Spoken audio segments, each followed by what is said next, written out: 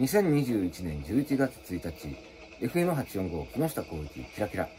このラジオ番組の取材で行きました、世に言う大仏鉄道、関西鉄道大仏線、廃線たどりの旅の話をします。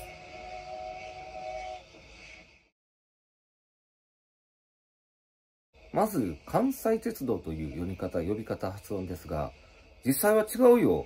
関西鉄道らしいよっての説もあるんです。ただ、この話の中では、関西鉄道でしばらく通させてもらいます。さて、僕たちのこの旅、男3人で JR の鴨駅から JR の奈良駅まで大仏線の廃線跡遺構をたどって歩きました。メンバーは番組メインパーソナリティの木下光一先生、そして僕、でもう一人、この方はですね、番組ブレーンのスパンキーさんです。取材で歩いた距離 25.03 キロ。歩数にして32,716。大仏線詳しい人が聞いてはったら、いやいやいや、おかしいやろ、そんなに歩くやろ、そんなに距離ないやろって思いはるでしょう。ところが、もうほんま、いろいろあったんです。おいおい、説明させていただきます。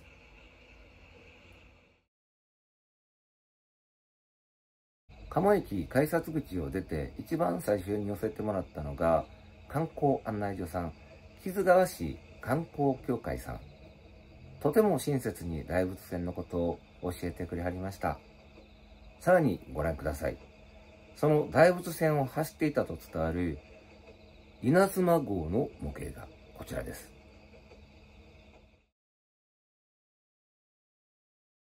施設を出るときにお土産にと女性職員さんが僕に石炭を1個渡してくれはりました。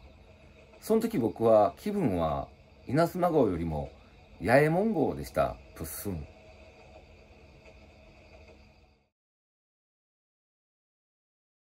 さあいよいよ本格的に廃線たどり遺構探しの旅スタートです。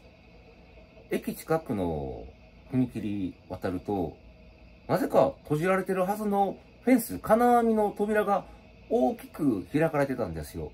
駅構内に入れる状況ですね。僕たちはそこに立ち止まって駅を眺めてたんです。ほなら、踏切の向こう側にいてはった線路の管理作業スタッフさんですかね。数人男性いらっしゃったんですが、その中の一番年かさの方が僕たちに向かって、入ったらあかんぞーって怒鳴りはったんですよ。この時僕、51歳。木下先生、52歳。スパンキーさん、推定61歳。なんで、大人になって、理不尽な、やってもせえへんことで、さらに大人から叱られな、いや、怒られなあかんねやろ。落ち込んだ僕は、そのどなた方に対して、分かっとるわー、今度はその方が僕に、すまんの